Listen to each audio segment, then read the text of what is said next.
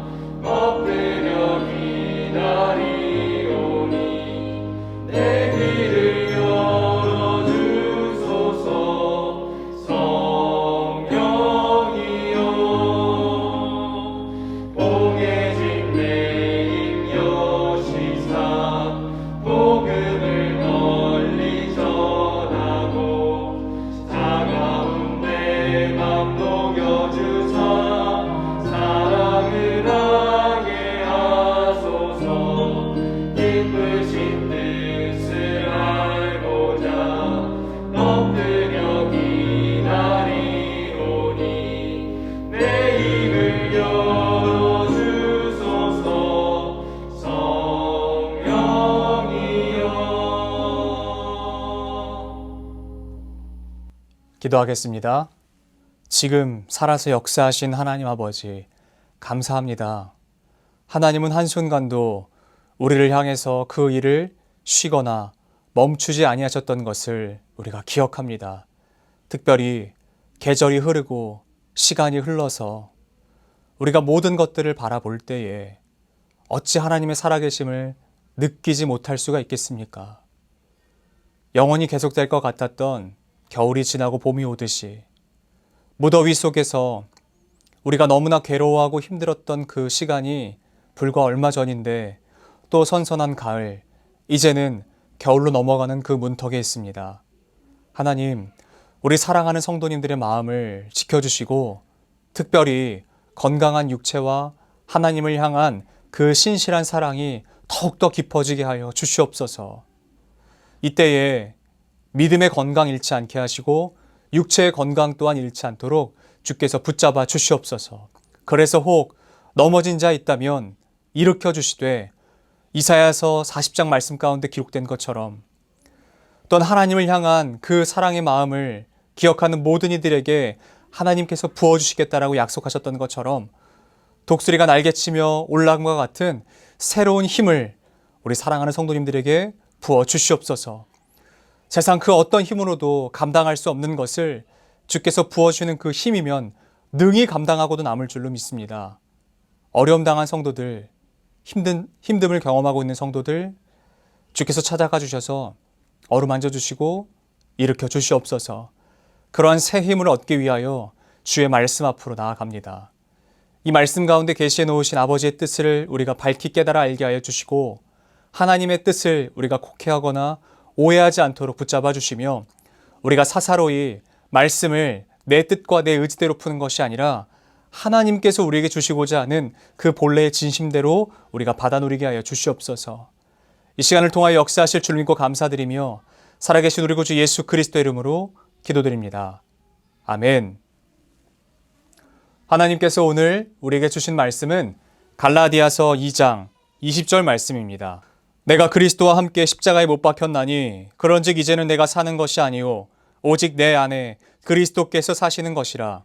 이제 내가 육체 가운데 사는 것은 나를 사랑하사 나를 위하여 자기 자신을 버리신 하나님의 아들을 믿는 믿음 안에서 사는 것이라. 아멘. 오늘의 그 본세 한 문장입니다. 거룩은 나를 예수 그리스도와 하나 되게 하고 주님 안에서 하나님과 하나 되게 합니다. 이는 그리스도의 숭고한 속죄를 통해서만 이루어집니다. 절대로 결과로 나타나는 것을 원인으로 두지 마십시오. 저는 오늘 이 말씀으로 그리스도께서 사시는 것이라 라는 제목으로 잠시 하나님의 말씀을 증거하도록 하겠습니다. 오늘 주님은 나의 최고봉에서 말하고 있는 내용은요, 크게 세 부분으로 나눌 수 있습니다. 첫 번째 부분은 거룩에 대한 부분입니다. 그리고 그 거룩에 대한 부분은요, 결코 우리가 할 수 없는 영역이고 온전히 예수 그리스도를 믿음으로 믿을 때 가능한 것이다 라고 말하고 있습니다. 이어지는 두 번째 부분은 예수 그리스도와 하나됨에 대한 부분입니다. 마지막으로는요, 그것으로 내 삶에 나타나는 열매 혹은 결과에 대한 부분입니다. 오스왈드 챔버스는요, 거룩함에 대한 부분을 유독 강조합니다. 그리고 그 거룩에 대한 부분을 말할 때마다 빠지지 않고 말하는 것이 바로 하나님의 힘을 이야기합니다. 그러니까 전적인 하나님의 개입을 이야기하는 것이에요. 사실 이 개념은요, 오스왈드 챔버스의 개념이 아니라 사도 바울이 이전부터 계속해서 반복해서 말했던 모든 서신서와 모든 그의 주된 설교들에서 끝도 없이 반복하며 말했던 내용입니다. 여러분, 당신들은 할 수 없습니다. 여러분, 우리의 힘으로 할 수 없습니다. 그러므로 우리가 하나님이 필요합니다. 라는 것이었어요. 그는 하나님의 그 전적인 은혜로 말미암아 우리가 구원되었다라고 이야기합니다. 우리가 구원에 일조한 것은요, 전혀 없습니다. 그 사실을 잊으면 우리로 하여금 계속해서 하나님의 복음을 오해하게 만듭니다. 우리가 구원을 받기 위해서 가장 필요한 것은 무엇입니까? 여러분들께서 구원을 받으시기 위해서 하신 일들은 과연 무엇이 있습니까? 구원을 받기 위해서 이만큼까지 해봤다라고 말씀하실 만한 것이 무엇이 있겠습니까? 그 어떤 것도 아니라요, 우리가 구원을 받기 위해서 필요한 것은 오직 한 가지, 바로 믿음입니다. 예수 그리스도를 믿는 그 믿음으로 우리가 구원을 받을 수 있는 것입니다. 그런데 이 말을 들었을 때요, 우리 안에는요, 반드시 이 질문이 생겨야 되는 것이에요. 그 질문은 바로 이것입니다. 구원이 뭐 이렇게 쉬워? 무슨 구원을 받는 게 그렇게 간단해? 라는 질문이 생겨야 돼요. 왜냐하면 믿음만 있으면 우리에게 구원이 주어지기 때문에 그래요. 우리가 예수 그리스도를 믿기만 하면 구원이 주어지기 때문에 그래요. 예수 그리스도를 구주로 믿기만 하면 우리가 구원을 받는다라고 말하는 것이요, 너무너무 쉽게 들립니다. 예수를 구주로 믿기만 하면 구원을 받는다니. 그래서 어떤 사람들은요, 이 구원 자체를 싸구려처럼 여기는 것 같습니다. 그래서 사도 바울이 갈라디아 혹은 소아시아 대부분의 교회들에게 이야기하는 것은요, 거짓 교사들을 주의하라 라고 이야기합니다. 왜냐하면 그 거짓 교사들이 이야기했던 것이 바로 이것입니다. 사도행전 15장 5절 말씀입니다. 바리새파 중에서 어떤 믿는 사람들이 일어나 말하되 이방인에게 할례를 행하고 모세의 율법을 지키라 명하는 것이 마땅하다 하니라. 무슨 구원이 그렇게 쉽게 얻어지냐고 말하는 거예요. 어떻게 이방인이 구원을 받는데 할례도 안 받고 구원을 받냐? 어떻게 이방인들이 구원을 받는데 하나님의 그 율법을 지키지도 않고 구원을 받냐 하는 것이에요. 이게 그냥 우리가 귀로 들을 때는, 그리고 우리가 생각해 볼 때는요, 맞는 것처럼 들리기도 해요. 왜냐하면 구원이 그렇게 쉽게 지어주는 것이야? 라고 생각하는 사람들의 그 생각이 끝이 이렇게 가기 때문에, 그래, 그러면 나도 구원을 이루기 위해서 반드시 이것을 해야겠다 라고 가져가기 때문에 그래요. 여러분, 복음은 무엇인지 아십니까? 너무너무 간단해요. 예수 그리스도를 구주로 믿고 그분이 내 안에 거하시고 내가 그분 안에 거하면 우리의 삶의 영생이 주어진다는 것이 복음인 것이에요. 그런데 이 복음이 너무너무 쉽게 들려요. 그래서 사람들이 이렇게 생각하는 것이에요. 최소한의 정도는 내가 해야 구원을 받을 자격이 있지. 내가 최소한 이 율법은 지켜야. 내가 아니야. 이 할례 정도는 받아야 내가 구원을 받을 자격이 있지. 라고 이야기하는 것이에요. 그러나 이것은 하나님께 굉장히 무례한 것입니다. 우리가 이렇게 생각하고 이렇게 무언가를 하겠다고 하는 것은요, 하나님께 좋은 것이 아니라 오히려 그와는 반대로 굉장히 무례하고요, 사실 이것은 무례한 정도가 아니라요, 하나님 되심을 부정하는 것입니다. 그리고 구원을 우리가 생각하는 기준에서보다 더 값싸게 낮춰져 버리는 것이에요. 낮게 여기는 것이에요. 왜냐하면 구원의 값은 우리가 감히 매길 수 없기 때문에 그렇습니다. 내가 그 믿음으로 말미암아 받는 그 구원이 싸구려 구원이 아니라는 것이에요. 값싼 구원이 아니라는 것이에요. 너무너무 귀한 것이어서 우리가 매길 수 없는 것이기 때문에 그렇습니다. 여러분들에게 한번 질문을 해보고 싶어요. 예수 그리스도의 그 십자가 보혈이 얼마의 값이면 적당히 보이십니까? 얼마 정도가 주어지면 예수 그리스도께서 그 십자가에 달리시는 것이 마땅하다 여기시겠습니까? 1조요? 아니 100조요? 천문학적인 숫자의 돈이라고 해도요. 하나님의 아들이시고 아니요. 하나님이신 예수 그리스도의 십자가 형벌대에서의 그 수치의 값으로 적당하게는 없는 것이에요. 1조를 된다고 해도 100조가 된다고 해도 세상의 모든 돈을 다 가지고 온다고 해도 하나님이신 예수 그리스도의 그 목숨의 값과 바꿀 수 있는 값은 전혀 없다라는 것입니다. 이 말은 무엇이겠어요? 구원은요, 값으로 환산할 수 없다라는 얘기예요. 우리가 이것을 그 어떤 값을 지불하더라도 가질 수 없기 때문에요. 하나님께서 우리에게 그냥 그저 선물로 주신 것이에요. 거저 받았으니 싼 것이라 여기는 것이 아니라 너무 비싸서 내가 가질 수 있는 방법이 없어서 그것을 주실 수 있는 유일하신 분께서 우리의 삶에 선물처럼 주어 주실 뿐이에요. 그런데 거기에 백날 첫날 율법을 지킨다고 해도 내가 할례를 받는다고 해도 구원의 어떤 것을 일조할 수 있겠습니까? 그 비싼 값어치에 내 어떤 행위가 그것에 도움이 될 수 있겠냐는 것이에요. 가당키나 한 말입니까? 이것보다 더 큰 교만이 어디 있겠습니까? 그리고 이것을 수긍하고 우리가 그 구원에 대해서 감사하기 위해서는요, 내 삶에 내가 얼만큼 타락했는지 나의 삶의 전적인 타락을 인정해야 하고 겸손하게 하나님 앞에 나를 낮춰야 하는 것입니다. 사도 바울은 자신을 죄인 중에 괴수라는 표현을 사용해서 소개합니다. 예수 그리스도를 만나고 예수께서 내 삶에 주어주신 그 은혜를 생각하니까요, 나 자신이 받기에 자격이 없음을 깨달아지는 것이에요. 내가 자격이 있어서 구원을 받을 만한 사람이어서 받는 것이 아니라 로마서 8장 38절 39절의 말씀처럼요, 끊임없는 하나님의 그 사랑으로 말미암아 그 누구도 끊을 수 없기 때문에 하나님께서 우리에게 주셨다라는 것이에요. 그때 하나님께서 우리에게 요구하시는 것이 이것입니다. 그분을 향한 믿음, 신뢰, 그리고 그것은 즉 사랑인 것이에요. 그것만 있으면 된대요. 이렇게 구원을 받을 수 있는 방법을 쉽게 허락하신 이유는 무엇인지 아시겠어요?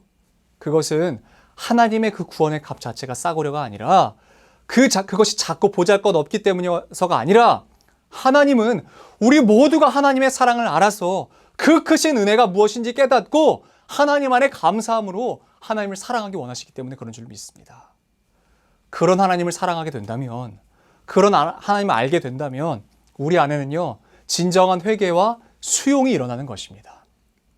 여러분, 회개란 단순히 우리가 잘못했습니다 라고 기도하고 이야기하는 내용 정도가 아닌 것입니다.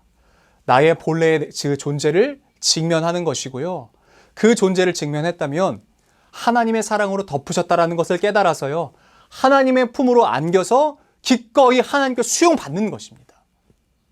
하나님의 품이 얼마나 좋은지, 그 은혜가 얼마나 큰지 깨달으면요, 이전까지 귀하던 것이 보잘것 없어지는 것입니다.